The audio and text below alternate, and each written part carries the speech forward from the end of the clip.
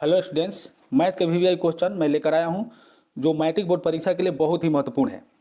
तो 1 से लेकर 100 तक क्वेश्चन है और सभी के सभी वीवीआई क्वेश्चन है। तो इनमें से क्वेश्चन जरूर मैट्रिक बोर्ड परीक्षा में लड़ने के चांस है। तो आप वीडियो को लास्ट तक बने रहिएगा ताकि पूरा जो है सोल्यूशन समझ में आ जाएगा और पूरा एक्सप्लेन करके बताया जाएगा। तो चलिए वीडियो को शुरू करते हैं और देखते हैं पहला क्वेश्चन। देखिए पहला क्वेश्चन कह रहा है कि यदि भाग यानी विभाजन एल्गोरिथम में जो a बराबर बी क्यू प्लस आर में a बराबर 72 है और b बराबर 9 है, तो q का मान r का मान क्या होगा और q भी 8 दिया है। तो देखिए b और q इसके जगह पर a बराबर देखिए 72 है, तो a बराबर 72 है और बराबर में b दिया है आपका 9 और q दिया है 8 और प्लस r। जब 8 9 72 इधर कीजिएगा तो 72 माइनस 72 हो जाएगा बराबर r, यानी कि 0 हो जाएगा। तो ऑप्शन नंबर सी आपका सही हो जाएगा। चलिए आगे दूसरा क्वेश्चन देखते हैं। मस ए बी गुना लस ए बी। अब ए बी दो संख्या है और इसका लस गुना मस बराबर होता है संख्याओं का गुणनफल। तो संख्याओं का गुणनफल हो जाएगा, तो बिल्कुल हो जाएगा ए गुना बी। यहाँ पर देखिए तीसरा क्वेश्चन रूट 15 है, क्या है तो ये अपरिमेय संख्या हो जाएगा, ठीक है, क्योंकि उसको गुणन करके तो 5 3 15 हो जाएगा, रूट से बाहर नहीं निकलेगा। 124 का भाज्य गुणनखंड में 2 का घातांक क्या है। तो 124 का भाज्य गुणनखंड जब कीजिएगा, मान लीजिए 124 है, इसका भाज्य गुणनखंड कीजिए तो 2 छक 12 2 दूनी के 4 2 3 6 2 1 2। अब यहाँ पर 31 बच गए, अभाज्य संख्या 31 है, तो 2 के घातांक क्या होगा। तो 2 के घातांक क्या हो जाएगा, पावर 2, यही ना है 2 गुना 2 तो पावर 2 हो जाएगा, यानी कि ऑप्शन नंबर बी सही है। चलिए आगे देखिए, यहाँ पर निम्नलिखित में कौन सा भिन्न दशमलव प्रसार शांत होगा। तो देखिए हर के गुणनखंड में 2 या 5 के अतिरिक्त में कोई अन्य संख्या आएगा तो अशांत आवर्ती होता है। तो यहाँ पर देखिए 105 है, तो मान लीजिए कि 15 7 75 से तो 7 आ जाएगा इसके अभाज्य में, इसमें भी 7 आ जाएगा 17 का 21, इनमें 11 88 इसमें 11 आ जाएगा, 4 का 16 2 दूनी के 4 इसमें नहीं आएगा, यानी कि 2 ही सिर्फ इसमें होगा और 5 होगा, तो इसलिए ये जो है शांत हो जाएगा। तो ऑप्शन नंबर हो जाएगा डी सही।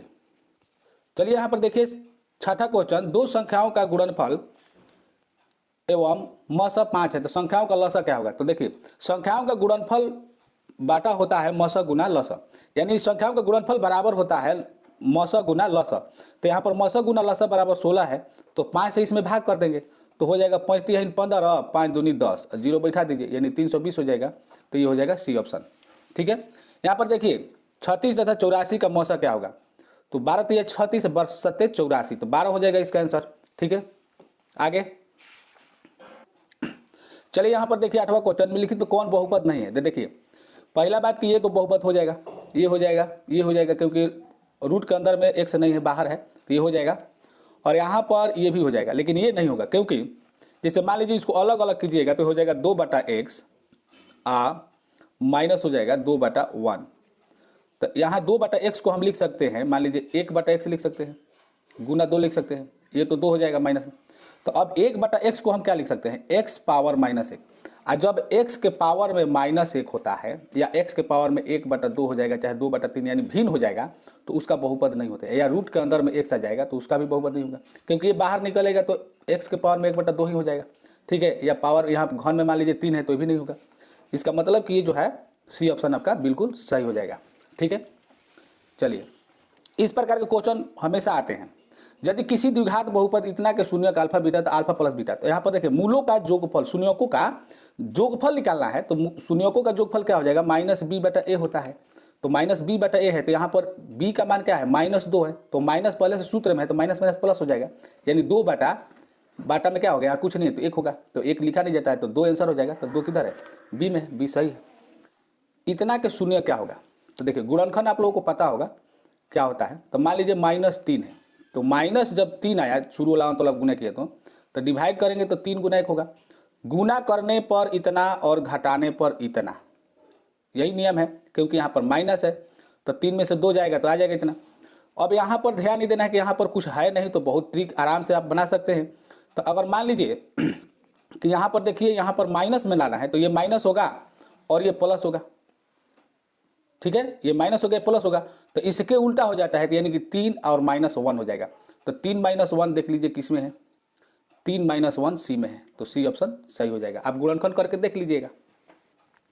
यहाँ पर देखिए फिर द्विघात बहुपद दिया है और शून्यक हो तो अल्फा प्लस बीटा। तो देखिए शून्यकों का जोगफल निकालना है तो क्या होता है माइनस बी बटा ए। तो यहाँ पर देखिए ये उल्टा दे दिया है तो इसको पहले हम सुधार के लिख लेंगे c x square plus b x अब प्लस ए।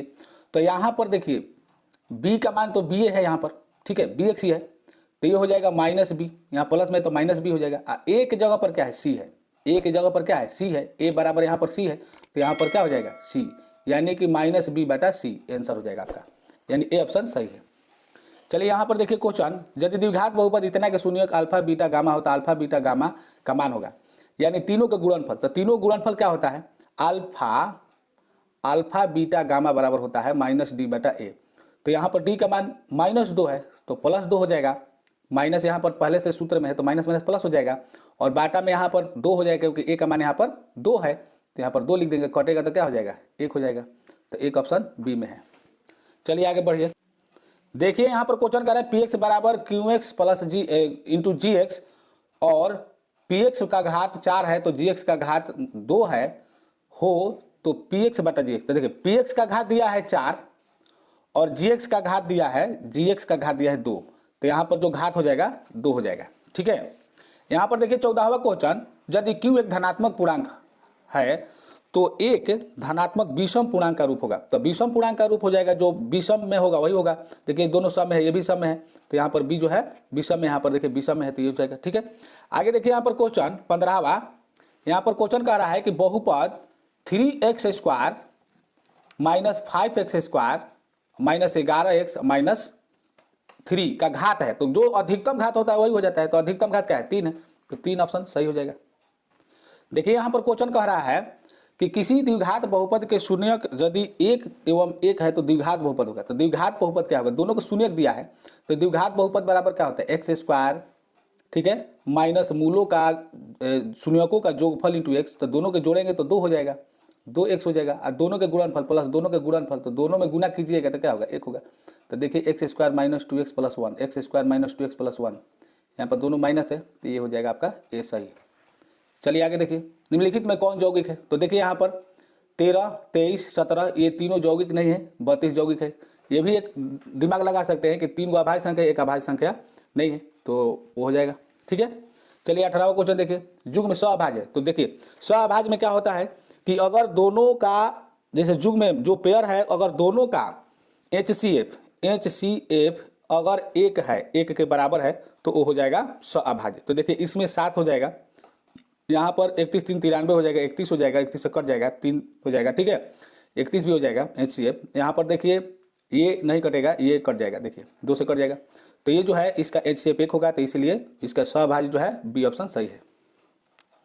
देखिए यहाँ पर 19वां क्वेश्चन कर रहा है कि यदि बहुपद इतना के एक शून्यक दूसरे के व्युत्क्रम हो तो के का मान, तो एक शून्यक मान लीजिए अल्फा, मान लीजिए हम अल्फा बराबर मान लिए अल्फा, ठीक है, और दूसरा का शून्यक बीटा बराबर करें एक दूसरे के शून्यक व्युत्क्रम हो, तो व्युत्क्रम माने क्या होता है भिन्नात्मक उल्टा, तो यहाँ पर देखिए 1 बटा क्या हो जाएगा अल्फा हो जाएगा। तो कह रहा है के का मान ज्ञात कीजिए, तो देखिए इसमें के कहाँ है, यहाँ पर है, तो यहाँ सी का मान होता है, यानी कि सी का मान होता है तो मूलों का सी बटा ए बराबर क्या होता है मूलों का गुणनफल, तो मूलों का गुणनफल सी बटा ए होता है, तो यहाँ पर मूलों का गुणनफल कर दीजिए, ठीक है।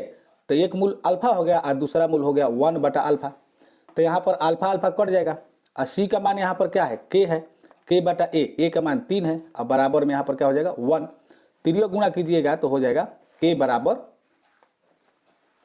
3, एक के में 1 से गुणा कीजिएगा तो के होगा, 3 में 1 से गुणा कीजिएगा तो 3 होगा, यानी कि के बराबर 3 हो जाएगा, ठीक है। तो इसका आंसर हो जाएगा 3, ए ऑप्शन, ठीक है। आगे चलिए देखिए यहाँ पर कह रहा है कि समीकरण निकाय इतना इतना का क्या होगा, तो यहाँ पर देखिए a1x b1y c1 a2x b2y c2, तो समीकरण जब तीनों बराबर है, जब तीनों बराबर होता है तो क्या होता है अनेक हल होता है, अनेक हल होता है और ये संपाती होता है, ठीक है, ग्राफ पर ये संपाती रेखाएं हो जाती है, तो इसलिए अनेक हल होगा, तो अनंत हल यहाँ पर लिखा हुआ है तो सी ऑप्शन आपका सही हो जाएगा। चलिए यहाँ पर देखिए इतना समीकरण का वास्तविक संख्याओं के समूह से कितने हल होंगे, तो वास्तविक संख्या रहेगा तो कितने हल होंगे, बहुत ज़्यादा हल हो जाएगा। मान लीजिए कि एक किसी का मान हम 1 2 3 4 5 6 7 8 कुछ भी लेंगे तो एक अगला का मान निकल जाएगा, यानी अनगिनत हल हो जाएगा, बी ऑप्शन सही है। 22वां क्वेश्चन का रहा है कि 29x प्लस जो इतना दिया हुआ आप लोग दिखाई दे रहा होगा, तो इसका मान निकालना है। तो देखिए ये समीकरण का मैथ है, तो ऐसे देखने पर जैसे इस प्रकार से जब क्वेश्चन आएगा तो देखिए आपको क्या करना है, इसको एक बार जोड़ देना है, एक बार घटा देना है। तो मान लीजिए कि दोनों जोड़ने पर लिखेंगे, तो दोनों जोड़ने पर लिखेंगे तो दोनों में प्लस प्लस है, कहीं माइनस नहीं है, तो दोनों जुट जाएगा। तो जुटेगा तो क्या हो जाएगा, ध्यान दीजिए, मान लीजिए समीकरण ये 2 हो गया, 1 हो गया, तो 2 प्लस 1 करेंगे, एक बार करेंगे 2 प्लस 1 और एक बार करेंगे 2 माइनस 1, ठीक है। तो 2 प्लस 1 करेंगे यानी दोनों जोड़ेंगे तो क्या हो जाएगा आपका, हो जाएगा 66x प्लस 66 है, क्योंकि यहाँ पर देखिए 29 है, यहाँ पर 37 है, दोनों जोड़िएगा 7 8 9 16 हो जाएगा, 3 2 5 1 6 हो जाएगा, 66 हो जाएगा यहाँ पर y। अब बराबर यहाँ का हो जाएगा 5 3 8 हो जाएगा, 5 3 8 9 और 10 19 हो जाएगा, 19 यानी 198 हो जाएगा, ठीक है। तो यहाँ पर देखिए 36 18 यानी 3 बार में कट जाएगा। तो अगर 66 को हम यहाँ पर भाग कर देते हैं तो ये हो जाएगा x प्लस वाई बराबर 3, ये समीकरण 3 हो जाएगा, ठीक है, क्योंकि हम 2 1 मान लिए हैं।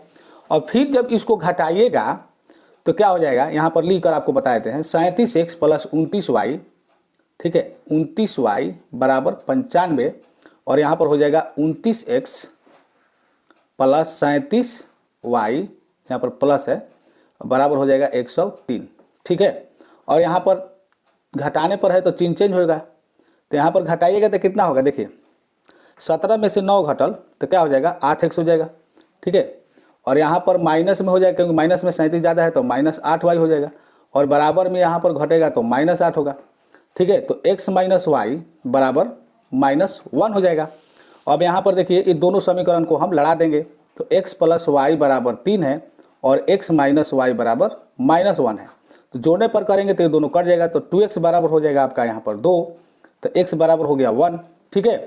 अब जब 1 रखिएगा समीकरण 3 में तो 1 रखिएगा तो y बराबर 2 हो जाएगा, यानी कि y बराबर 2 हो गया, x बराबर 1 y बराबर 2। आप देख लीजिए किस में है, x बराबर 1 y बराबर 2 ए में है, ठीक है। चलिए आगे बढ़ते हैं। देखिए यहाँ पर कह रहा है कि एक घातीय समीकरण का लेखा चित्र हमेशा निरूपित करता है। तो एक घातीय मतलब क्या होता है, एक घात वाला समीकरण यानी रैखिक समीकरण, तो क्या उसका आलेख बनेगा, तो एक सरल रेखा बनाएगा, एक घात रहेगा तो एक सरल रेखा बनाएगा, ठीक है। आगे देखिए के किस मान के लिए समीकरण निकाय इतना इतना का अद्वितीय हल है। तो अद्वितीय हल में क्या होता है, a1 बटा a2 बराबर नहीं है b1 बटा b2, यही ना होता है। तो देखिए यहाँ पर a1 क्या है k, और यहाँ पर a2 क्या है 6 है, बराबर नहीं -1, अब बाटा यहाँ पर क्या है -2, तो -2 लिख देंगे। यहाँ पर देखिए द्वितीय 6 नीचे नीचे भी कट जाएगा, बराबर के पटी वो पटी, ठीक है। तो ये तीनों गुणा करेंगे तो हो जाएगा k बराबर, इधर माइनस है तो यहाँ पर माइनस क्या हो जाएगा 3, 3 में -1 से गुणा किया जाए तो 3 होगा, यानी कि k बराबर नहीं है -3 के। तो k बराबर नहीं है -3 के किस में है, तो यहाँ पर देखिए डी ऑप्शन में है, डी ऑप्शन सही हो जाएगा। चलिए आगे बढ़ते हैं।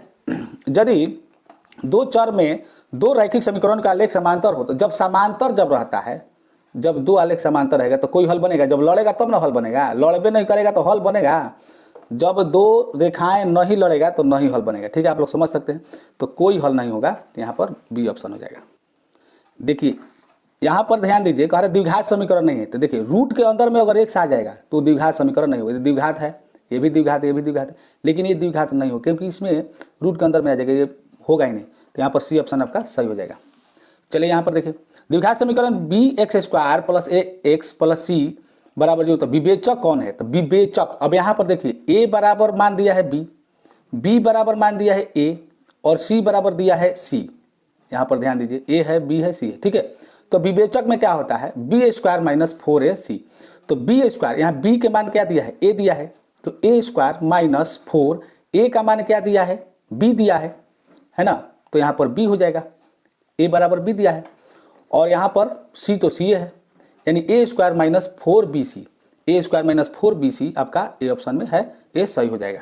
यहाँ पर विविक्तकर ज्ञात करना है, कई बार हम बताएं कि विविक्तर केवल आता है, तो b² माइनस 4ac निकालना है, यानी 4a² और माइनस 4ac, तो ये गुना कीजिएगा तो इतना 4 हो जाएगा, तो 4 चौका 16, 16 में से 4 घटेगा तो क्या बचेगा 12 बचेगा, तो 12 है ए में, ठीक है। चलिए फटाफट जानते हैं। देखिए यहाँ पर कह रहे हैं एक मूल x है तो a का मान, तो एक मूल x है तो हम क्या करेंगे कि यहाँ पर x के जगह पर हम एक मूल को रख देंगे 2, ठीक है। तो जब 2 रखेंगे तो 2 दूनी के 4 और 2 पहले से है तो ये कितना हो जाएगा 8 हो जाएगा, और प्लस ax है, तो ax है यानी यहाँ पर 2 हो जाएगा, अब बराबर में कीजिएगा तो -6 इधर चला जाएगा, ठीक है। यानी कि a बराबर हो जाएगा, जब 8 इधर जाएगा तो इधर माइनस हो जाएगा, तो माइनस दोनों जुट जाएगा, तो 8 कितना हो जाएगा 14, -14, और इधर गुना है तो इधर आके भागा हो जाएगा, तो 2 2 7 14, यानी कि -7 देखिए बी में है, बी सही हो जाएगा। चलिए आगे बढ़िए। यदि द्विघात समीकरण के मूल 5 और -2 है तो समीकरण क्या होगा? तो देखिए वही है मूलों का जोगफल, तो एक्स स्क्वायर होगा। मूलों का जोगफल जब कीजिएगा, यहाँ पर माइनस होता है, ठीक है, तो मूलों का जोगफल कीजिएगा तो 5 प्लस, तो प्लस कीजिएगा तो पहले से माइनस है, तो यहाँ पर -2 ही डायरेक्ट लिख देती है, एक्स हो जाएगा प्लस अल्फा इंटू बीटा, यानी कि दोनों का गुणनफल, तो क्या हो जाएगा 5 दूनी 10, माइनस में है तो -10 हो जाएगा, -10 हो जाएगा। तो एक्स स्क्वायर माइनस, यहाँ घटेगा तो क्या होगा 3x - 10 बराबर 0, ठीक है। X square minus 3x minus 10, x square minus 3x minus 10 बराबर 0, बी ऑप्शन सही है। चलिए देखिए इस प्रकार के क्वेश्चन बराबर आता है, तो देखिए जब इस प्रकार से रहेगा ना 1/α प्लस 1/बीटा, तो आपको क्या करना है -b/c कर देना, यही ट्रिक है, ठीक है। -b/c कीजिएगा आराम से हो जाएगा। देखिए -b/c, तो यहाँ पर देखिए -b यानी कि माइनस क्या हो जाएगा 8 हो जाएगा, और c क्या है 2 है, यानी 2 चौका 8, यानी कि -4 देखिए यहाँ पर है। यहाँ पर देखिए यदि द्विघात समीकरण इतना कि विविक्तर का मान 0 है, 0 से बड़ा है, तो मूलों के प्रति जब विविक्तर यानी कि d जब बड़ा होगा 0 से, तो मूलों का वास्तविक असमान होता है, तो बी ऑप्शन सही हो जाएगा। देखिए यहाँ पर सार अंतर कह रहा है कॉमन डिफरेंस, तो यहाँ पर क्या करेंगे अगला में से पिछला घटाएंगे, तो यहाँ पर ये हो जाएगा 1.1। समांतर श्रेणी में, तो समांतर श्रेणी में ये हो जाएगा बी, समांतर श्रेणी निकालिएगा तो देखिए यहाँ पर समांतर श्रेणी में 3 क्रमागत पद है, तो एक मान, अभी हमने इसके पहले वाले वीडियो में यूट्यूब पर बताए थे, यहाँ पर के था, ठीक है। तो आप इसको बनाइएगा तो क्या होगा, समांतर श्रेणी को हम जो है सार अंतर को बराबर कर देते हैं, तो क्या अगले में से पिछला घटाना है, तो a बराबर 4/5 होता है, a - 4/5, अब बराबर में हो जाएगा, तीसरा में से दूसरा घट जाएगा, यानी कि 2 - a हो जाएगा, ठीक है। तो यहाँ पर क्या होता है, इसको इधर कीजिएगा तो हो जाएगा 2a, अब बराबर 2 इधर आएगा तो ये प्लस 4/5 हो जाएगा।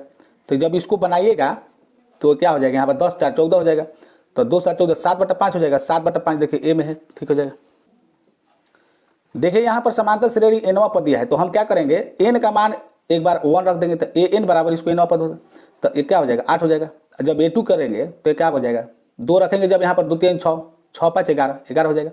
और सार अंतर निकालना है तो अगला में से पिछला घटाना है, तो 11 में से 8 घटेगा तो क्या बचेगा 3 बचेगा, तो सी हो जाएगा। आगे देखिए इतना समांतर श्रेणी 29 है, तो कह रहा है कौन सा पद होगा, तो आप बनाइएगा इसको, nवा पद हो जाएगा, 13वां पद हो जाएगा, ठीक है, क्योंकि इस पर बनाइएगा an बराबर a plus n - 1 into D, इस पर बनाइएगा an बराबर क्या है 29 है, आप बनाइएगा तो आपको 13वां पद आ जाएगा, n बराबर। चलिए यहाँ पर देखिए 38वां क्वेश्चन, यहाँ पर कह रहा है 7वां पद 4 है, तो 7वां पद का मतलब आपको पहले बताए थे कि a प्लस 6d हो गया, 7वां पद बराबर कितना है 4 है।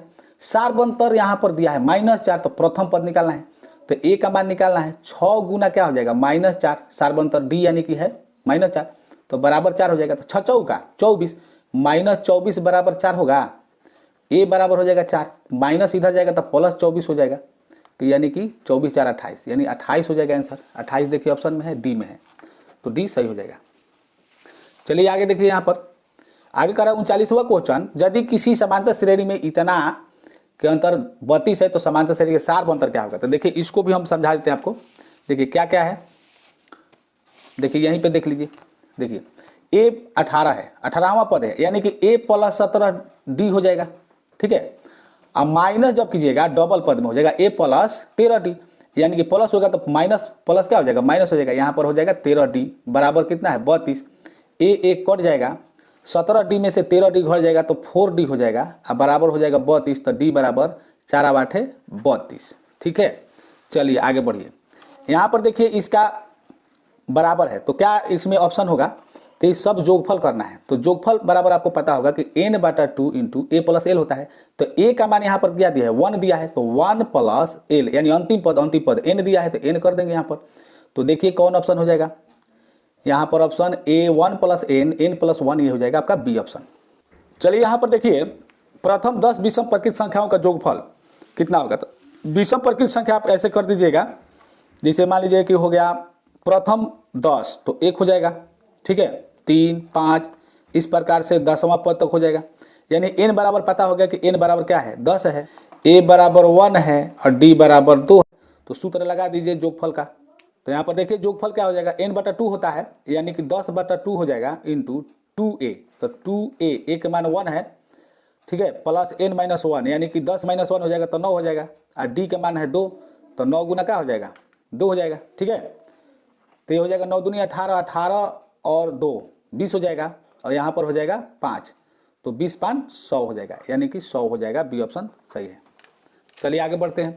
यहाँ पर अगर वाई अक्ष से बिंदु ए 7-8 की दूरी क्या है, तो वाई अक्ष से दूरी कहेगा तो भुज होगा, वाई अक्ष से जब दूरी कहेगा तो भुज हो जाएगा। तो भुज क्या है, यहाँ पर x का मान भुज होता है, यानी कि 7 है, तो 7 इकाई हो जाएगा, ठीक है। यहाँ पर देखिए, यहाँ पर कह रहा है कि माइनस में दोनों है, किस पाद में, तो ये तृतीय पाद में होगा। देखिए यहाँ पर क्वेश्चन 44वां क्या कह रहा है कि x अक्ष का समीकरण क्या होगा, तो x अक्ष का समीकरण हमेशा y बराबर 0 होगा। देखिए जैसे कि ये हो गया आपका x अक्ष हो गया, ये y अक्ष हो गया, ठीक है, इधर माइनस होता है, इधर प्लस होता है। तो x अक्ष का समीकरण, अब जैसे मान लीजिए x अक्ष का समीकरण, मान लीजिए x अक्ष पर कोई बिंदु है, तो x अक्ष पर जब कोई बिंदु रहेगा, मान लीजिए यहाँ पर 2 है, तो क्या लिखेंगे हम, 2 0। तो जब उसका समीकरण बनेगा तो क्या होगा, y बराबर क्या होगा, 0 होगा, क्योंकि x अक्ष पर जब कहेगा तो x का मान कुछ दिया रहेगा, y में 0 दिया रहेगा, तो y 0 हो जाएगा, ठीक है, आप समझ गए होंगे। चलिए यहाँ पर देखिए मूल बिंदु से दूरी, तो कभी भी मूल बिंदु से दूरी कहेगा तो आपको कुछ करना नहीं। देखिए जैसे मूल बिंदु से दूरी निकालिएगा, जैसे मान लीजिए -6-8 है, तो निकालिएगा तो इसमें टाइम लगेगा। आपको हम बता देते हैं ट्रिक, रूट अंडर कर देना है, और जो भी दिया रहेगा मूल बिंदु से दूरी, ध्यान रखना, मूल बिंदु से जब दूरी कहेगा तो जो भी दिया रहेगा उसका हमें स्क्वायर कर देना है, ठीक है। जैसे मान लीजिए -6 तो इसका स्क्वायर कर देंगे, प्लस कर देंगे 8 के स्क्वायर, तो ये हो जाएगा 36, ये हो जाएगा 64, दोनों जोड़िएगा तो 100 हो जाएगा, 100 का हो जाएगा 10, ठीक है, तो 10 इकाई सही हो जाएगा। चलिए यहाँ पर देखिए इतना के बीच की दूरी ज्ञात करना है, तो बीच की दूरी ज्ञात करना है तो आपका शुरू वाला लास्ट वाला घटा देना है, कोई भी आगे पीछे घटाइए कोई मतलब नहीं है। तो मान लीजिए x2 - x1 करेंगे तो यहाँ पर 3 हो जाएगा, तो 3 का स्क्वायर होगा, अब प्लस में यहाँ पर घटाइएगा तो हो जाएगा 9 4 13, यानी कि -4 हो जाएगा, और इसको रूट अंडर कर देना है, तो 9 और 4, तो चौटों का 16, तितरी का 9 हो जाएगा 25, 25 का वर्गमूल क्या होता है 5, तो हो जाएगा ए ऑप्शन सही। अब देखिए यहाँ पर कह रहा है जोड़ने वाले रेखाखंड के मध्य बिंदु करेंगे, मध्य बिंदु में क्या होता है x1 + x2/2 y1 + y2/2, तो ये दोनों को जोड़िएगा, दोनों x1 है तो जोड़िएगा तो 2 हो जाएगा, अब बाटा 2 कीजिएगा तो 1 होगा, ठीक है, इसका 1 मिल गया, और फिर ये दोनों जोड़ेंगे तो -4 होगा, और बाटा 2 करेंगे तो -2 हो जाएगा, यानी 1 - 2, 1 - 2 किस में है, तो इसमें है, तो हो जाएगा बी। चलिए आगे बढ़िए, बहुत ही सिंपल है। x बराबर 15 का आलेख कैसी सरल रेखा होगी, तो x बराबर जब 15 है, जब x अक्ष पर 15 हो जाएगा, मान लीजिए यहाँ 15 है, तो यहाँ से रेखा ऐसे खिंचाएगा, तो क्या होगा, y अक्ष के समांतर होगा, ये y अक्ष है, इसके समांतर ये रेखा बनेगा, यानी कि y अक्ष के समांतर बी ऑप्शन सही है। चलिए आगे बढ़िए, देखिए यहाँ पर कोटि पूछ रहा है, बहुत सिंपल क्वेश्चन है, तो ऐसा क्वेश्चन आ जाता है, तो कोटि y का मान होता है, बाद में हो जाए 7.6, यही हो जाएगा 7.6 बी में है। चलिए फटाफट आगे बढ़ते हैं। इसमें देखिए कह रहा है कि शीर्ष क्षेत्रफल निकालना है, तो देखिए आपको क्षेत्रफल निकालने का ट्रिक बता देते हैं, ध्यान दीजिएगा, एक ट्रिक समझ लीजिए, यहाँ पर ट्रिक यहाँ पर एक समझ लीजिए, त्रिभुज के क्षेत्रफल निकालने का। देखिए कोई एक मान को हम 0 कर लेंगे, तो यहाँ पर 0 ऑलरेडी दिया है, तो 0 वाला छोड़ा कर हम देख लेंगे क्या है, a 0 है और a क्या है, b 0 b है, ठीक है। तो इसमें करना क्या है आपको कि अंतिम वाला को पहले बाहरी को हम गुना कर देंगे, फिर अंदर को गुना कर देंगे और अंतर निकालेंगे। तो बाहरी गुना कर देंगे तो ए बी होगा, अंदर गुना करेंगे तो 0 होगा, और इसका अंतर निकालेंगे तो ए बी ही होगा। अब 2 से भाग कर देना है, यानी ए बी बटा 2, तो ए बी बटा 2 किस में है, तो ए बी बटा 2 ये है, उसको निकालेगा तो हो जाएगा 1/2 ए बी, ठीक है, वर्ग इकाई। चलिए आगे बढ़िए, यहाँ पर कह रहा है कि यदि बिंदु इतना और इतना को जोड़ने वाले रेखाखंड मध्य बिंदु इतना है तो ए का मान, तो मध्य बिंदु इतना है, तो हमें इस साइड को देखना है, x के साइड को, तो x के साइड में क्या है, मध्य बिंदु कह रहा है, तो x1 + x2, तो हम क्या करेंगे -6 + -2, ठीक है, और बाटा 2 बराबर में किसके बराबर कर देंगे, शुरू वाला के, क्योंकि ये दिया हुआ है पहले से, तो क्या हो जाएगा a/2 हो जाएगा, तो 2 खत्म, तो a बराबर क्या हो जाएगा -8, तो देखिए -8 a में है। देखिए यहाँ पर कोसेक 90 - थीटा, ये तो फॉर्मूला है, तो कोसेक 90 - थीटा बराबर क्या होता है, सेक थीटा होता है। आगे यहाँ पर देखिए इतना है, तो इसके बराबर क्या हो जाएगा, तो देखिए आपको क्या करना है, 90 - थीटा पर सूत्र वाला जो है लगा देंगे, तो जब सूत्र लगाएंगे तो अब फिर इसके उल्टा हो जाएगा, विपरीत हो जाएगा, तो कटेगा तो हो जाएगा 1, अब बनाइएगा आपका 1 आएगा, ठीक है। फिर यहाँ पर देखिए, यहाँ पर जब 90 - थीटा में करेंगे तो यहाँ पर साइन हो जाएगा, तो साइन स्क्वायर 73 - साइन स्क्वायर 73 क्या हो जाएगा, घटेगा तो 0 हो जाएगा, ठीक है, तो हो जाएगा B. cos 1 degree 2 degree 3 degree है ना, डॉट करके 180 डिग्री तक चला गया, तो आपको पता है कि ऐसे जाते जाते cos 90 डिग्री आएगा, cos 90 डिग्री आएगा, ठीक है, और cos 90 डिग्री का मान होता है क्या होता है, 0 होता है। तो जब ए को 0 हो गया तो बाकी 100 में जब गुने हैं तो सब क्या हो जाएगा, 0 हो जाएगा, फिनिश। तो यानी सी ऑप्शन सही हो जाएगा। देखिए यहाँ पर क्वेश्चन कह रहा है सेक 0 डिग्री बराबर क्या होगा। तो सेक 0 डिग्री बराबर आप कॉस 0 के सोचिए, तो कॉस 0 का मान 1 होता है, तो सेक 0 का मान भी 1 होगा, ठीक है, सी ऑप्शन। देखिए यहाँ पर क्वेश्चन कर रहा है tan स्क्वायर थीटा, यहाँ पर थीटा का मान 45 दिया है, तो tan 45 का मान होता है 1। तो जब हम 1 स्क्वायर करेंगे प्लस यहाँ पर 1 बाटा है, तो यहाँ पर साइन थीटा 45 हो जाएगा, तो 1 बाटा √2 हो जाएगा, क्योंकि साइन 45 का मान 2 होता है। स्क्वायर स्क्वायर करेंगे, ठीक है, तो यहाँ पर 1 हो गया, अब प्लस में हो गया 1 बाटा 1, और गुना जाकर के √2 में √2 से गुना कीजिएगा तो 2 होगा, 2 हो जाएगा, तो 2 और 1 जोड़ाएगा तो 3 हो जाएगा, यानी सी ऑप्शन सही हो जाएगा। चलिए यहाँ पर देखिए कह रहा है कौन सत्य है, साइन 30 कॉस 30 ये गलत है, साइन 30 tan 30 देखिए दोनों अलग अलग मान हो जाता है। साइन 30 का मान होता है 1/2, कॉस 60 का मान होता है 1/2, ये दोनों बराबर है, तो इसलिए सी ऑप्शन सही हो जाएगा। आपको मान याद होना चाहिए। अल्फा बराबर बीटा बराबर 60 डिग्री है, तो यहाँ पर क्या हो जाएगा, तो देखिए अल्फा बराबर बीटा बराबर 60 डिग्री, तो मान लीजिए कि कॉस हो गया, अल्फा है 60 और बीटा है 60, तो -60 कीजिएगा, तो यहाँ पर कॉस हो जाएगा 0, तो कॉस 0 डिग्री का मान क्या होता है, 1 होता है, अभी हमने पीछे बताया। तो वहाँ पर अगर यहाँ पर सेक भी होता है तो 0 ही होता है, क्योंकि जब 1 मान को हम उल्टा करेंगे तो बाटा में 1 छिपा है, तो फिर 1 उलटिएगा तो 1 हो जाएगा, ठीक है, इसलिए भी हो जाएगा। चलिए आगे बढ़ते हैं। यहाँ पर क्वेश्चन इतना का मान क्या होगा। अब देखिए इतना का मान पहले सोच लीजिए क्या होता है, कॉस स्क्वायर ए होगा, और गुना में है सेक स्क्वायर ए, तो गुना में सेक स्क्वायर ए है, तो हम इसको उल्टा कर देते हैं विपरीत, तो 1 बाटा कॉस स्क्वायर ए हो जाएगा, ठीक है, कट जाएगा तो हो जाएगा 1 बी ऑप्शन सही है। यहाँ पर देखिए 45 डिग्री का मान रख देंगे हम, तो 1 माइनस tan 45 का मान क्या होता है, 1 होता है, और यहाँ पर 1 + 1 हो जाएगा, 0 हो जाएगा, 0/2 हो जाएगा, तो 0 हो जाएगा। देखिए यहाँ पर डी है।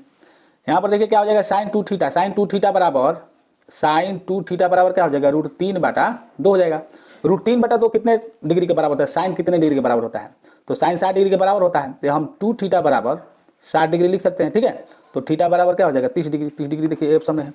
चलिए आगे बढ़िए, ए बराबर 65 डिग्री, तो tan a × cot a, तो जब हम इसको उल्टा करेंगे तो 1 हो जाएगा, ठीक है, मान लीजिए 65 डिग्री इस पर रखिएगा तो क्या हो जाएगा tan 65 है, और जब इसको उलट दीजिए तो tan क्या हो जाएगा, फिर यहाँ पर tan 65 हो जाएगा, कट जाएगा तो 1 हो जाएगा, एक, ठीक है। चलिए देखिए सेक 4a बराबर cos a कितना है, तो 90 - थीटा हो जाएगा, ठीक है। तो यहाँ पर देखिए 90 - थीटा कैसे करेंगे हम, 90 - थीटा यानी न्यून कोण यहाँ पर हो गया है, तो 4a हो जाएगा, ठीक है, यहाँ पर बनाइएगा तो हो जाएगा कॉसेक 90 - 4a, ठीक है, बराबर यहाँ पर दिया है कॉसेक a - 10 डिग्री, a - 10 है, ठीक है, तो 90 - 4a बराबर हो जाएगा a - 10। जब इसको इधर भेजेंगे उसको इधर भेजेंगे तो 100 हो जाएगा, इधर जाएगा तो 5a हो जाएगा, 20 5 100 20 बराबर a हो जाएगा, तो 20 डिग्री देखिए किस में है, a में है। चलिए यहाँ पर देखिए सेक स्क्वायर 10 और कॉट स्क्वायर 80, जब इसको हम कौशिक में बदलेंगे तो कौशिक स्क्वायर क्या हो जाएगा 80 हो जाएगा, तो कौशिक स्क्वायर 80 - कॉट स्क्वायर 80 सूत्र होता है cosec square theta - cot square theta बराबर 1, तो हो जाएगा 1 ऑप्शन, ठीक है। चलिए आगे बढ़े, यहाँ पर कह रहा है इतना, तो tan square theta + cot square theta बराबर क्या होगा, तो देखिए यहाँ पर इतना बराबर है, तो देखिए इसको बनाकर आपको बता देते हैं, देखिए क्या होगा, ध्यान से लिखिएगा। देखिए ये बर कर देंगे हम दोनों ओर, तो जब दोनों ओर बर करेंगे तो tan square theta + cot square theta होगा, कॉट स्क्वायर थीटा, ठीक है। अब फिर हो जाएगा +2 tan थीटा × कॉट थीटा, तो कॉट थीटा को 1/tan थीटा लिख देते हैं, ठीक है। अब बराबर में 5 स्क्वायर होगा तो क्या हो जाएगा 25 हो जाएगा, tan खत्म, तो इतना बराबर जब इसको इधर भेजेंगे तो 25, ठीक है, अब +2 है तो उधर भेजेंगे तो क्या हो जाएगा -2 हो जाएगा, यानी कि 23 हो जाएगा, ठीक है। तो 23 देख लीजिए किस में है, तो 23 आपका है डी ऑप्शन में, तो डी ऑप्शन सही हो जाएगा। चलिए आगे बढ़ते हैं, √2 के बराबर कौन होगा, तो √2 के बराबर यहाँ पर कॉसेक 45 डिग्री का मान हो जाएगा, तो 60 डिग्री का मान क्या होता है, साइन √3/2 होता है, तो इसका स्क्वायर कर देना है, अब माइनस इसका स्क्वायर करना है, तो इसका 1/2 होता है, तो जब स्क्वायर करेंगे तो हो जाएगा 3/4 ही हो जाएगा, 1/4, जब घटाइएगा तो हो जाएगा 2/4, कटेगा तो हो जाएगा 1/2, तो 1/2 देखिए किस में है, डी में है। चलिए आगे बढ़िए, 90 डिग्री एबीसी में, ठीक है, तो एक समकोण त्रिभुज हो गया, जब 90 डिग्री का रहा है तो समकोण त्रिभुज हो गया, तो देखिए मान लीजिए हम एक समकोण त्रिभुज ऐसे बना दिए, ठीक है, और यहाँ पर ए लिख दिए, यहाँ पर बी, यहाँ पर सी हो गया, तो ए बी कितना दिया है, ए बी दिया है 6 और ए सी दिया है 2√3, ठीक है, और बी निकालना है, तो यहाँ पर बी निकालना है, यानी कि tan थीटा बराबर क्या हो जाएगा, लंब बटा आधार, यानी कि 2√3 अब बाटा हो जाएगा 6, 2 3 6 और √3 से कट जाएगा √3, तो एक √3 बचेगा, यानी कि 1/√3। तो tan थीटा बराबर 1/√3, तो कितने डिग्री के बराबर होता है 1/√3, tan कितने डिग्री के बराबर 1/√3 होता है, तो 30 डिग्री के बराबर होता है, तो बराबर 30 डिग्री हो जाएगा। तो देखिए बी ऑप्शन सही है। चलिए आगे बढ़ते हैं। यहाँ पर स्तंभ की छाया की लंबाई इतना दिया है, सूर्य का उन्नयन कोण 60 डिग्री है, तो स्तंभ की लंबाई, तो छाया की लंबाई दिया हुआ है, ध्यान दीजिएगा, छाया की लंबाई, ये छाया की लंबाई दिया है और एक स्तंभ है, ठीक है, और सूर्य का उन्नयन कोण कितना है 60 डिग्री है, तो लंबाई दिया हुआ है 2√3, तो कह रहा है कि ऊंचाई कितना होगा, स्तंभ की लंबाई यही ना निकालना है, एच निकालना है। तो यहाँ पर देखिए tan 60 डिग्री बराबर लंब बटा आधार होगा, तो 2/√3 हो जाएगा, और यहाँ tan 60 डिग्री का मान क्या होता है, √3 होता है, तो √3 में √3 से गुना कीजिएगा तो 3 है, 3 दूनी 6, एच बराबर क्या हो जाएगा 6 हो जाएगा, तो एच बराबर 6 मीटर, ठीक है। देखिए यहाँ पर क्वेश्चन कर रहा है, यदि दो समरूप त्रिभुजों के क्षेत्रफलों का अनुपात 25:64 है, तो उसकी संगत भुजाओं का अनुपात क्या होगा, तो संगत भुजाओं के वर्गों का अनुपात उसके क्षेत्रफल के अनुपात के बराबर होता है। तो जब उधर से स्क्वायर हटाएंगे तो इस पर रूट चढ़ जाएगा, यानी कि √25 और √64 हो जाएगा 5:68 5:8 हो जाएगा, यानी ऑप्शन नंबर बी हो जाएगा आपका सही। यहाँ पर देखिए त्रिभुज एबीसी में दिया है कि AB बराबर 6, AC बराबर 8 सेंटीमीटर, AD कोण ए का अर्धक है, तो BD और अनुपात DC क्या होगा, तो BD अनुपात DC। तो देखिए यहाँ पर एक हम बनाएंगे त्रिभुज इस प्रकार से, और यहाँ पर देखिए AB 6 दिया है, तो यहाँ पर ये मान लीजिए कि 6 हो गया, AB हो गया यहाँ पर, ठीक है, A का अर्धक है, अच्छा A मान लीजिए यहाँ पर है, B यहाँ पर है और C यहाँ पर है, तो एक अर्धक है, कोण A का अर्धक है, आधा कोण है, ठीक है, तो यहाँ पर D हो गया, तो कह रहा है BD अनुपात DC, यही ना कह रहा है BD अनुपात DC, तो BD अनुपात DC ध्यान दीजिएगा, यहाँ पर 6 है, यहाँ पर 8 है, तो जब हम इसको बनाएंगे तो ये यहाँ पर देखिए इस त्रिभुज के लिए ये कर्ण हो गया और इस त्रिभुज के लिए ये कर्ण हो गया, तो यहाँ पर BD अनुपात DC हो जाएगा आपका, कितना हो जाएगा 6/√2 हो जाएगा, यहाँ पर देखिए 6/√2 हो जाएगा, इधर बनाइएगा तो ठीक है, और यहाँ पर ये अनुपात हो गया 8/√2, तो √2 खत्म हो जाएगा, तो यहाँ पर हो जाएगा 6 अनुपात, यानी कि 3:4 हो जाएगा, तो 3:4 ए में है, सही हो जाएगा। इसी बाह्य बिंदु P से केंद्र O वाले एक वृत्त पर खींची गई स्पर्श रेखाएं हैं, तो स्पर्श रेखाओं जो है वो क्या होता है, बराबर होता है। तो मान लीजिए एक वृत्त हो गया और यहाँ पर 2 स्पर्श रेखा है, मान लीजिए एक स्पर्श पर ये स्पर्श, तो यहाँ पर देखिए ये जहाँ स्पर्श करता है वो 90 डिग्री होता है, ये ध्यान रखिएगा, जहाँ स्पर्श करेगा 90 डिग्री, ये O है, ठीक है, यहाँ पर P है, तो PA और PB, तो APB बराबर 80, APB ये दिया है 80, तो आधावा कितना होगा 40 हो जाएगा, तो क्या निकालना है POA, ठीक है, इसका मान निकालना है। तो मान लीजिए 90 है, ये दोनों मिला के 90 होगा, ठीक है, तो दोनों मिला के 90 हो जाएगा, तो यहाँ पर 40 जब ये है तो ये कितना होगा 50 होगा, तो 50 बी ऑप्शन सही है। चलिए यहाँ पर क्वेश्चन देखिए, वृत्त पर स्थित किसी बिंदु पर खींची गई स्पर्श रेखा स्पर्श बिंदु से होकर जाने वाली त्रिज्या से कौन सा कोण बनाते हैं। तो अभी हमने बताया कि यहाँ पर जो ये है ये कितना डिग्री होता है 90 डिग्री, तो स्पर्श बिंदु पर स्पर्श रेखा जो है 90 डिग्री बनाती है त्रिज्या से, तो ये 90 डिग्री हो जाएगा, आप इसमें घबराने की जरूरत नहीं है, तो बिल्कुल 90 डिग्री हो जाएगा। यहाँ पर देखिए यहाँ पर कह रहे हैं केंद्र ए से केंद्र ओ, बिंदु ए से केंद्र ओ वाले वृत्त पर 2 स्पर्श रेखा AQ खींची गई, यदि AP बराबर 10 तो AQ कितना होगा। तो जब AP या AQ 2 स्पर्श रेखा है तो AP जब 10 है तो AQ कितना होगा, वो भी 10 से होगा, तो 10 सेंटीमीटर हो जाएगा, ठीक है। चलिए आगे बढ़ते हैं। देखिए यहाँ पर कह रहा है कि BC केंद्र O वाले वृत्त का व्यास है। चलिए यहाँ पर हम आपको बताते हैं, देखिए ये हो गया BC कह रहा है व्यास है, BC व्यास है, यहाँ पर केंद्र है, मान लीजिए वो केंद्र है, तो कह रहा है D वृत्त की परिधि है, तो मान लीजिए परिधि पर एक बिंदु है, यहाँ पर मान लीजिए हम एक D ले लिए बिंदु, तो कह रहा है BDC यानी कि ये कोण BDC, तो जब व्यास पर कोई भी कोण बनता है एक साइड में कहीं भी कोण बनता है व्यास पर, ठीक है, तो वो आपका बनेगा 90 डिग्री, बिल्कुल 90 डिग्री ही बनेगा, कहीं भी बनाकर देखिए, यहाँ से यहाँ लिखाइए, ऐसे कीजिए, यहाँ से ऐसे कीजिए, ये जो कोण बनता है इस टोटल जो है 90 डिग्री बनता है, तो 90 डिग्री आपका सही हो जाएगा।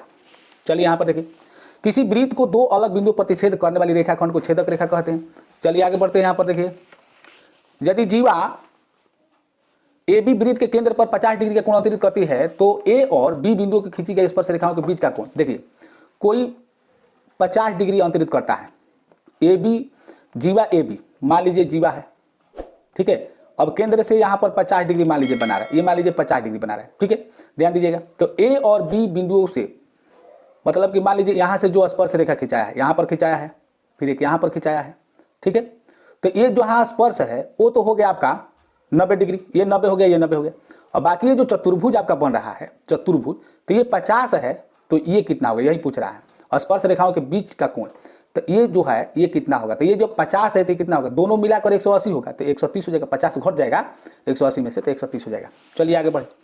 यहाँ पर करें ABC में यदि AC स्क्वायर बराबर BC, तो त्रिभुज का कौन सा कोण समकोण होगा, तो आपका कोण B हो जाएगा। ठीक है, क्योंकि ऐसे बनाइएगा। ठीक है, तो ABC, तो ये कौन होगा बड़ा, तो AC square AB square plus BC square, आपका जो है B क्या हो जाएगा, समकोण हो जाएगा। चलिए आगे। यहाँ पर DE समांतर BC इस तरह से है 4/7, तो AC कितना है 6.6, तो कितना होगा AE। तो यहाँ पर आपको हम बता रहे हैं, एक बता रहे हैं आपको, ध्यान दीजिएगा। मान लीजिए ये थेल्स परमे की तरह है, थेल्स परमे है, देखिए ABC, यहाँ पर D है, यहाँ पर E है। ठीक है, तो AD बाटा यहाँ पर क्या है B है, AD बाटा DB यहाँ पर दिया है, AD बाटा DB बराबर क्या है 4/7, ये 4 है, ये 7 है। ठीक है, और यहाँ पर AC दिया है 6.6, ये पूरा दिया है, या ये जो है 6.6 है। ठीक है, AE निकालना है हमको, AE निकालना है, तो यहाँ पर हम K लिख दिए। ठीक है, तो दोनों जोड़ेंगे तो हो जाएगा 11, यानी कि 11 बटा क्या होगा 4, क्योंकि ये निकालना है, इधर ये निकालना है। ठीक है, तो बराबर टोटल कितना है 6.6 बाटा क्या होगा K। अब यहीं आपको 6.6 गुना 4 अब बाटा में 11 हो जाएगा बराबर K। 11×6 = 0.6, यानी 6 × 24 2.4, 2.4 देखिए किस में है, तो आपका B ऑप्शन सही है। देखिए यहाँ पर कह रहा है कि दो वृत्तों की त्रिज्याओं का अनुपात 2:3 है, तो क्षेत्रफल का अनुपात है, क्षेत्रफल का अनुपात वर्ग हो जाएगा, तो 2 दूनी के 4 और 3 के 9, 4:9। चलिए यहाँ पर देखिए 42 सेंटीमीटर त्रिज्या वाले वृत्त के त्रिज्या खंड का योगफल क्या होगा यदि केंद्रीय कोण 30 डिग्री है। यहाँ पर हमको लग रहा है कि त्रिज्या खंड का क्षेत्रफल निकालना चाहिए था, यहाँ पर योगफल जहाँ लिखा है यहाँ पर होना चाहिए था क्षेत्रफल। ठीक है, तो योगफल अगर कहेगा तो मान लीजिए देखिए क्या निकाल, त्रिज्या खंड का योगफल क्या निकलेगा, देखिए क्योंकि यहाँ पर बहुत बड़ा मान दिया है, इतना नहीं होगा। चलिए यहाँ पर जैसे 30 डिग्री है, 30 डिग्री कोण है, तो केंद्रीय कोण 30 डिग्री, तो ये 30 डिग्री मान लेते हैं। ठीक है, तो यहाँ पर अगर मान लीजिए ये 42 है और ये 42, तो आप सोच सकते हैं 42 दूनी 84, या त्रिज्या खंड का योगफल कर रहा है, तो इसको और इसको जोड़ना है और इसको फिर चाप की लंबाई को जोड़ना है। तो चाप की लंबाई 42 में निकालिएगा तो आपको लगभग 22 या 44 आएगा, तो जोड़िएगा तो इतना होगा नहीं, तो ये क्वेश्चन जो है गलत है। ठीक है, यहाँ पर अगर क्षेत्रफल हो जाएगा तो ये क्वेश्चन सही हो जाएगा। चलिए आगे बढ़ते हैं। यहाँ पर कह रहे हैं कि पहिए का त्रिज्या इतना है, तो उसके द्वारा एक चक्कर में तय की गई दूरी, तो जब गोल पहिया होता है तो जब एक चक्कर करेगा तो यानी वृत्त के परिधि हो जाएगा, यानी कि 2 पाई और R दिया है 35/44। तो देखिए 22 दूनी 44, 44 खत्म, 7 × 5 = 35, तो यहाँ 5 हो जाएगा, 5 मीटर आंसर। चलिए आगे बढ़िए। 12 सेंटीमीटर व्यास के एक गोले का आयतन क्या होगा, व्यास का रहा है तो R बराबर कितना हो जाएगा 6 होगा, तो गोला का आयतन कितना होता है 4/3। ठीक है, पाई R³ होता है, तो यानी 6 × 6 × 6 हो जाएगा। तो यहाँ पर देखिए 3 दूनी 6 हुआ। ठीक है, 6 × 6 = 36, और 36 में 4 दूनी 8 से गुना कर देंगे तो ये हो जाएगा 288, और पाई है तो 288 पाई, देखिए यहाँ पर C में हो जाएगा। चलिए आगे बढ़ते हैं। चलिए यहाँ पर देखिए क्वेश्चन कर रहा है कि दो बेलनों की त्रिज्याओं का अनुपात 2:5 है, तो उनकी ऊंचाइयों का अनुपात क्या होगा। अच्छा, ऊंचाइयों का अनुपात दिया है 5:2, तो आयतनों का अनुपात निकालना है। तो ध्यान दीजिए आयतन क्या होता है, देखिए पाई R² होता है, अब बाटा फिर लिख देंगे पाई R², इसका अनुपात निकालना है। तो पहला ये हो गया अनुपात दिया है R, तो यहाँ पर R1 H1 लिख दिया, यहाँ पर H लिख दिया, पाई पाई खत्म हो गया। R1 के मान कितना दिया है 2, तो ये स्क्वायर है तो 4 हो जाएगा। H1 कितना दिया है 5, तो गुना 5 हो जाएगा, बाटा दूसरका में इसका कितना दिया है त्रिज्या, तो 5 दिया है, तो ये हो जाएगा 5 × 5 = 25, और ऊंचाई कितना दिया है अनुपात में, तो ये दिया है 2, तो यहाँ पर हो जाएगा 2। तो देखिए यहाँ पर 5 × 5 = 25, 5 बार में कट गया, 2 दूनी के 4 कट गया, तो यहाँ पर हो गया 2:5। बी ऑप्शन सही है। चलिए आगे बढ़ते हैं। इतना दिया है आयतन, तो घन की एक भुजा, तो घन की एक भुजा निकालना है, यानी कि आयतन होता है AQ बराबर, तो इतना हो जाएगा, यानी कि 27/44 हो जाएगा। ठीक है, तो A बराबर हो जाएगा, करणी वाला पढ़े होंगे तो 3 इसमें आ जाएगा, और 27/44 यानी घनमूल निकाल देना है। तो सिंपल रूप से इसका हमें क्या करना है, वर्ग कर देना है। तो यहाँ पर देखिए 27/44 का हम अभाज्य गुणनखंड कर देना है, तो अभाज्य गुणनखंड कर देंगे। 2 × 2 = 2, 3 × 6 = 2 × 7 = 14, 2 दूनी के 4, 2 × 12, 2 × 8 = 16, 2 × 12, फिर यहाँ पर हो जाएगा देखिए 2 × 3 = 6, 2 × 4 = 2 × 3 = 6, फिर 7 हो जाएगा 49, 7 × 7 = 49, 7 हो जाएगा। ठीक है, 7 दूनी 14, 14 हो जाएगा, तो 7 दूनी 14 देख लीजिए यहाँ पर, ये ऑप्शन सावधानी से। चलिए आगे बढ़िए। यहाँ पर कह रहा है इतना का मान क्या होगा, तो जब हम इसको चेंज करेंगे तो ये हो जाएगा साइन 31 डिग्री, इसको चेंज करेंगे तो हो जाएगा कॉट 10 डिग्री, दोनों कट जाएगा आराम से, तो हो जाएगा 1 × 1 = 1। एक ऑप्शन है सी में, तो सी ऑप्शन सही हो जाएगा। तो चलिए देखिए यहाँ पर एक घनाभ के 3 संलग्न फलकों का क्षेत्रफल, तो 3 संलग्न फलक है। अब फलक कितना होता है घनाभ में? 6 गो फलक होता है, तो 3 गो जो अलग अलग जो फलक होता है, 2 तो कॉमन होता है, ठीक है, तो 2 3 6 हो जाता है फलक। तो इसका क्षेत्रफल दिया है एक्स वाई जेड। तो मान लीजिए एक्स जो दिया है क्षेत्रफल, एक्स बराबर क्या होगा? लंबाई गुना चौड़ाई होगा, तो लंबाई गुना चौड़ाई हो गया। वाई बराबर क्या होगा? चौड़ाई गुना ऊंचाई होगा, और जेड बराबर होगा ऊंचाई गुना लंबाई, यही दिया है, ठीक है। तो फिर कह रहा है कि आयतन उसका क्या होगा? तो एक्स वाई जेड का आयतन क्या हो गया? तो यहाँ पर जब हम गुणा करेंगे तो एल स्क्वायर एच स्क्वायर और बी स्क्वायर, या एल बी स्क्वायर, मान लीजिए L square B square H square बराबर यहाँ पर क्या हो गया? एक्स वाई जेड, यही ना हुआ। तो जब एक्स वाई जेड हो गया तो जब स्क्वायर जब हट जाएगा तीनों में से, तो एल बी एच ये होता है लंबाई गुना चौड़ाई गुना ऊंचाई, क्या होता है? घनाभ का आयतन बराबर क्या हो जाएगा? स्क्वायर हटेगा तो इधर रूट चढ़ेगा, ठीक है, यानी कि root under X Y Z हो जाएगा। तो आपका सी ऑप्शन सही हो जाएगा। चलिए आगे बढ़िए। यहाँ पर शंकु के आधार की त्रिज्या r है, ऊंचाई h है, तो शंकु का आयतन 1/3 पाई r स्क्वायर h होता है। ये सूत्र आपको याद होगा। देखिए यहाँ पर r त्रिज्या वाले अर्धगोले का संपूर्ण पृष्ठीय क्षेत्रफल, अर्धगोला है इसका संपूर्ण पृष्ठीय क्षेत्रफल, तो इसका 2 पाई r है, इसका पाई r स्क्वायर, 2 पाई r स्क्वायर हो जाएगा, यानी 3 पाई r स्क्वायर हो जाएगा, सी ऑप्शन। चलिए यहाँ पर माध्यिका देखिए क्या कर रहा है। माध्यिका निकालना है तो पहले क्या होगा? पहले सबसे छोटा आरोही क्रम में लिख देंगे, तो 3 है, 5 6 7 8 9 10 12 है, 1 2 3 4 5 6 7 8, 1 2 3 4 5 6 7 8, ठीक है। इधर से 3 गो, इधर से 3 गो, आ गया 7 8, 7 8 7 दूनी 14 15, 15/2, आधा कितना होगा? 7.5, सी हो गया।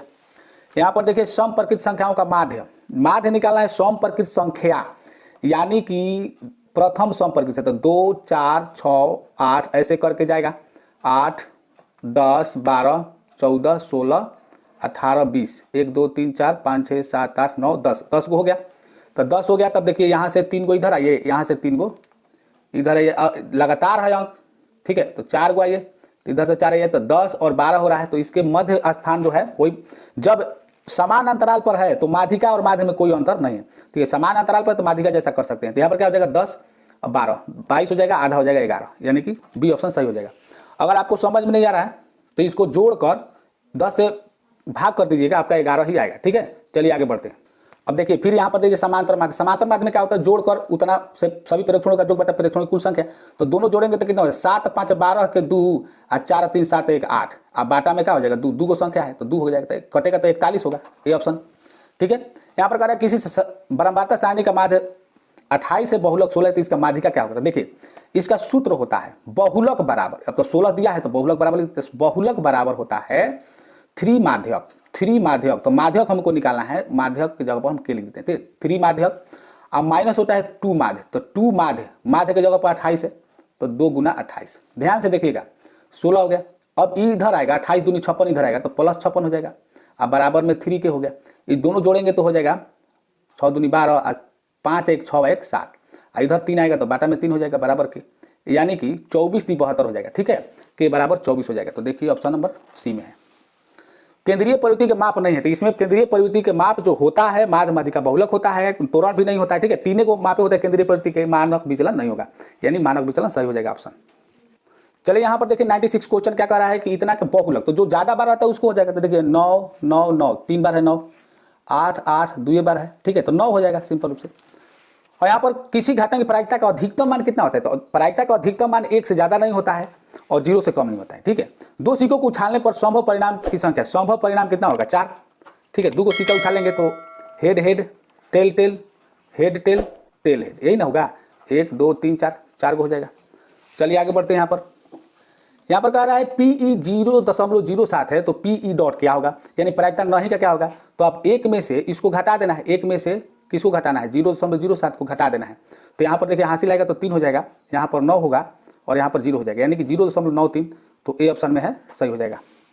असंभव घटना की प्रायिकता क्या होती है? असंभव, बिल्कुल असंभव, तो 0 हो जाएगा, सही है। तो मैं उम्मीद करता हूँ आपको वीडियो पसंद आया होगा, तो लाइक जरूर कर दीजिएगा। चलिए आगे मिलते हैं। जय हिंद, जय भारत।